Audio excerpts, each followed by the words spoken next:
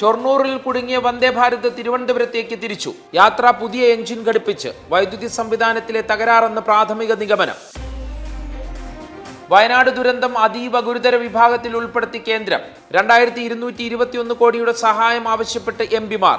അമിത്ഷായെ കണ്ടത് പ്രിയങ്ക ഗാന്ധിയുടെ നേതൃത്വത്തിൽ. അസമിൽ സമ്പൂർണ്ണ ബീഫ് നിരോധനം. റെസ്റ്റോറന്റുകളിലും ഹോട്ടലുകളിലും വിൽപ്പന പാടില്ലെന്ന് മുഖ്യമന്ത്രി ഹിമന്ത ബിശ്വ ശർമ്മ. നേരത്തെ നിയന്ത്രണം ക്ഷേത്ര പരിസരത്ത് മാത്രം. എലത്തൂർ ഹിന്ദുസ്ഥാൻ പെട്രോളിയം ഡിപ്പോയിൽ ഇന്ധന ചോർച്ച. ഇന്ധനം ഓടയിലൂടെ 1/2 കിലോമീറ്റർ ഒഴുകിയെത്തി. സാങ്കേതിക തകരാറിനെ തുടർന്നുള്ള ഓവർഫ്ലോ എന്ന് മാനേജർ.